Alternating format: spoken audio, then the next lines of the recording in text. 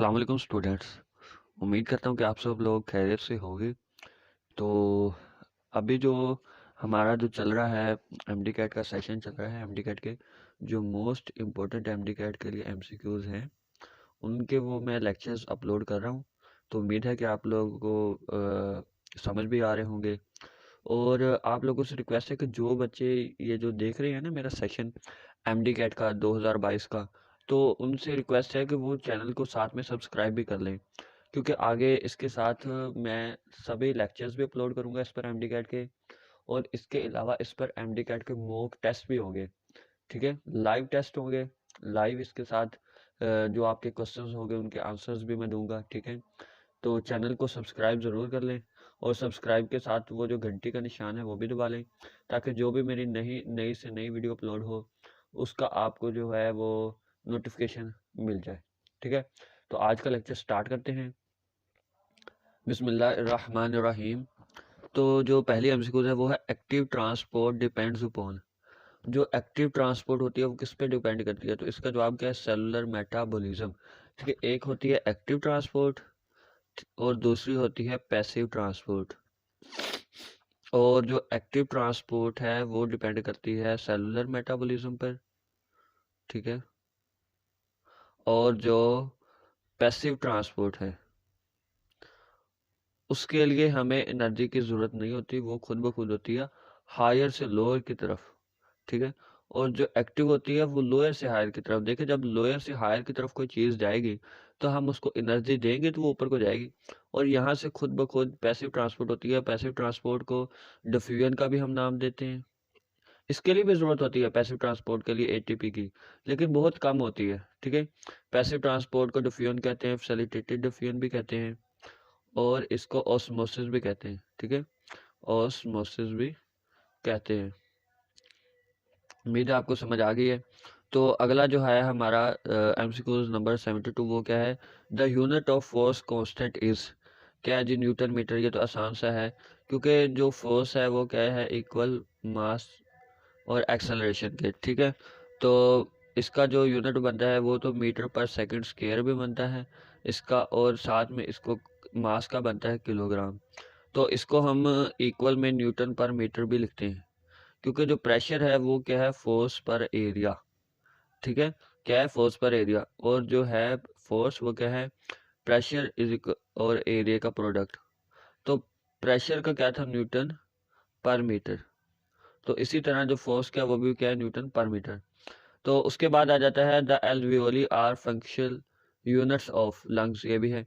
और इसके साथ एक और भी पूछा जाता है कि जो फंक्शनल यूनिट्स हैं लंग्स के और स्ट्रक्चरल यूनिट्स हैं वो एयर सैक्स भी हैं। ठीक है, ये एल्वियोली को एयर सैक्स भी बोला जाता है। तो आपने परेशान नहीं होना, अगर एल्वियोली की जगह एयर सैक्स लिखा हो तो वो भी इसके फंक्शनल यूनिट ही होते हैं। और इसके साथ ये स्ट्रक्चरल यूनिट भी एयर सैक्स ही है इसका। उसके बाद आता है movement of water across through the membrane is called. ये तो आसान सा है, ऑस्मोसिस। इसको ये पैसिव ट्रांसपोर्ट की एक टाइप है। ठीक है, उसके बाद आ जाता है सिनोनिम ऑफ डिमाइसिस। डिमाइस का मतलब होता है ख़त्म, ख़त्म होता है, या फिर फिनिश, कंप्लीट, तबाह, ऐसे इसका मतलब होता है। तो इसको हम, इसका सिनोनिम क्या है? डेथ। ठीक है, इसके बहुत सारे सिनोनिम होंगे। आपको मैं अभी इंग्लिश के लेक्चर्स भी अपलोड होंगे सिनोनिम्स के हवाले से। तो आपको जो एमडी कैट की फुल प्रिपरेशन मैं आपको इस चैनल पे करवाऊंगा। तो आपने इस चैनल को ज़्यादा से ज़्यादा शेयर भी करना है दूसरों को, ताकि दूसरों को भी फ़ायदा हो सके। और इस पे मैं भी कोशिश करूंगा कि 2-3 दिन में ही आपको जो है इंग्लिश के लेक्चर्स भी प्रोवाइड करूंगा। ठीक है, इंग्लिश के एंटोनियम्स, सिनोनिम्स और उसके जो मोस्ट इम्पोर्टेंट सेंटेंस कंप्लीशन के एमसीक्यूज हैं वो सभी कुछ। तो आगे जो है वो क्या है जी? Dalton law is about. Dalton law किसके बारे में? ये है केमिस्ट्री का एमसीक्यूज है। तो डाल्टन लॉ किसके बारे में? एटमॉस्फेरिक प्रेशर के बारे में। उसके बाद आ जाता है AIDS is caused by which virus. AIDS किस वायरस के जरिए होती है? तो कौन सा वायरस है जी? HIV। ठीक है, ये तो सबको पता है, आसान सा सवाल है। उसके बाद आ जाता है वन और two species having similar same atomic number and same position periodic table are called isotopes. ये भी आसान सी है। अब I have many, how many senses a human have. अब इंसान के अंदर कितनी सेंसेस होती है? 5। कौन कौन सी होती हैं? टच की होती है, स्मेल की होती है, और उसके अलावा टेस्ट की होती है, और भी बहुत सारी होती है, 2 और भी होती है, ठीक है। तो उसके बाद आ जाता है लिपिड्स डिसॉल्व इन, ठीक है। लिपिड्स किस में डिसॉल्व होते हैं? नॉन पोलर सॉल्वेंट्स, एसीटोन, ये भी एक इंपॉर्टेंट एमसीक्यूज है। लिपिड्स किस में डिसॉल्व होते हैं? नॉन पोलर सॉल्वेंट्स में और एसीटोन में, ये दोनों एक ही चीज़ है। उसके बाद आता है पीएच ऑफ ब्लड। ब्लड की पीएच कितनी होती है? 7.4, और कई बुक्स पे 7.35 भी लिखा गया है। तो ये इक्वल ही होता है 3-5, जब एक हिस्सा इधर से बढ़ जाएगा ऊपर, तो 5 जब आ जाएगा तो हमने एक हिस्सा इधर बढ़ाना होता है इशारे के बाद वाला, तो ये क्या बन जाता है? 7.4, ठीक है। उसके बाद आ जाता है potassium deficiency in plants causes. जो प्लांट्स में होती है पोटाशियम की डेफिशिएंसी, उसको क्या कहते हैं? उसको हम कहते हैं क्लोरोसिस। ये मेरे ख्याल से एमडी कैट के टॉपिक में नहीं है, तो आप इसको छोड़ भी सकते हैं, लेकिन ये एमसीक्यूज है, सेकेंड ईयर का एमसीक्यूज है, जो स्पोर्ट एंड मूवमेंट वाला मेरे ख्याल से चैप्टर, उसमें से आया है ये। उसके बाद आता है thyroid gland releases which of the following hormone. तो थायराइड ग्लैंड कौन सा हार्मोन रिलीज करता है? थायरोक्सिन। और थायराइड ग्लैंड 2 और करता है, वो कौन से हैं? थायरोक्सिन भी होता है, और 2 और भी हैं। एक तो है थायरो ट्राई आयोडीन आयाडोनिन, और एक है थायरो टेट्रा आयाडो टेट्रा आयाडो थायरीन आयाडोनिन।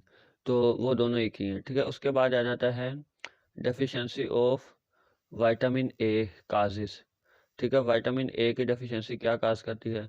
तो ये क्या काज करती है? नाइट ब्लाइंडनेस, ठीक है। उसके बाद आ जाता है, हाँ जी, द लाफिंग गैसेस। जो लाफिंग गैस है, ये भी सेकंड ईयर का टॉपिक है केमिस्ट्री का, लेकिन ये चैप्टर का जो टॉपिक है नाइट्रोजन वाला, ये हमारे में शामिल नहीं है। तो इसके अलावा जो एल्यूमिनियम वाला है, वो हमारे टॉपिक में मेरे ख्याल से शामिल है। तो लाफिंग गैस किसको कहते हैं? N2O को। उसके बाद which enzyme works in stomach. जो स्टमक होता है उसमें कौन सा एंजाइम वर्क करता है? तो वो कौन सा है जी? पेप्सिन एंजाइम, ठीक है। कौन सा एंजाइम करता है? Pepsin enzyme. ये कौन सा पेप्सिन एंजाइम क्या करता है? ये जो प्रोटीन्स है, ये प्रोटीन्स की ब्रेक डाउन करके उसको किस में कन्वर्ट करता है? पेप्टोन्स में प्लस अमाइनो एसिड्स में, ठीक है।